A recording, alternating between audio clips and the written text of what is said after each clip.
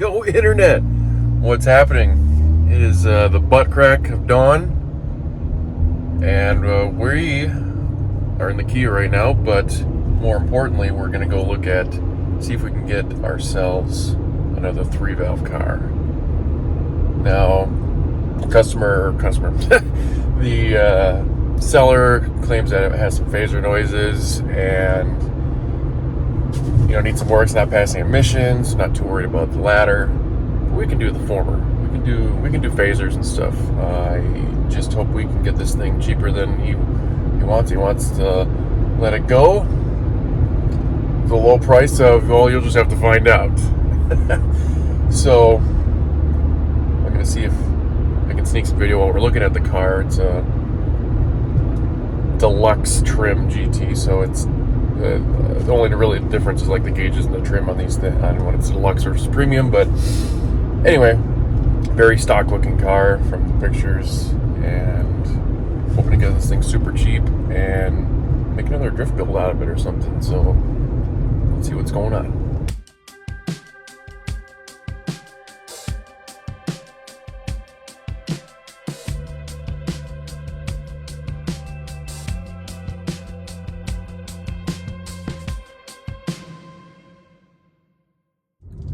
Alright, so Excited Me forgot to film any of the adventures. The guy was super cool. He actually recognized us from this channel, so that was kind of neat.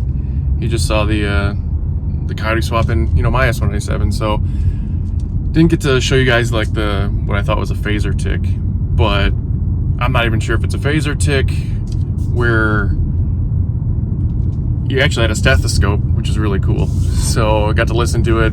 It could be valve train, but it like if you didn't hear the noise, or if it didn't make noise, it actually ran and drove pretty good. It's been sitting for like 2 months, and stopped and went. It's a deluxe trim, so doesn't have as much value as a premium. But like I said, those are, I don't know why there's such a big hubbub about that in the value when you look at them up, but just because it has 2 less gauges and not as shiny interior. But so yeah, threw him out a number. I knew where he was at right away before we showed up this morning.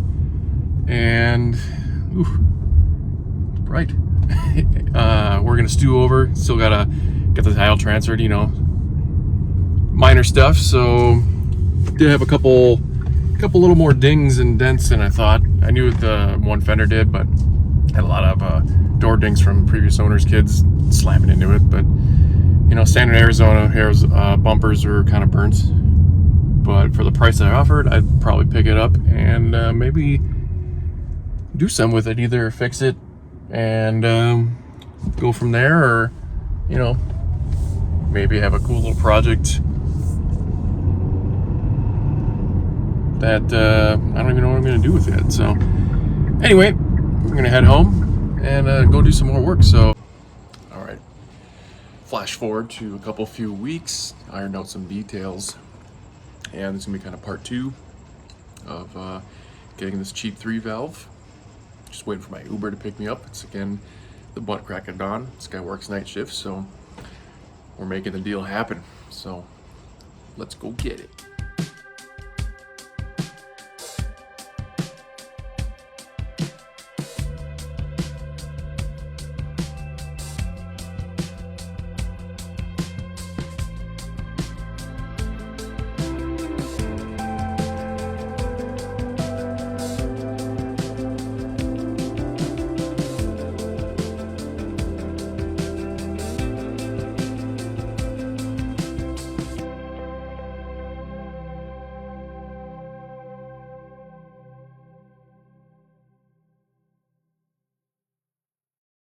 All right, I think it definitely has a phaser issue. You might be able to hear it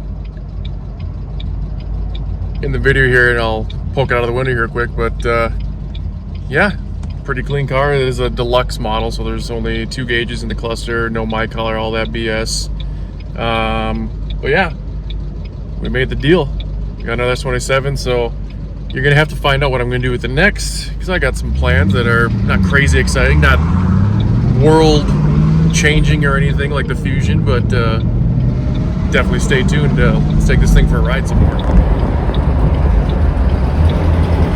We got stuck in some Phoenix traffic here, which is wonderful. It's definitely not 1241. It's like 6:30. Yeah, so AC works.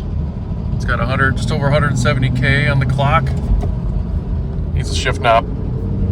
And brakes are warped in the front. Wheels are unbalanced, at least in the front. But whatever. I mean, for what I paid, I can't complain too much. And I'm leaning towards this thing having phaser issues. It seems to run fine.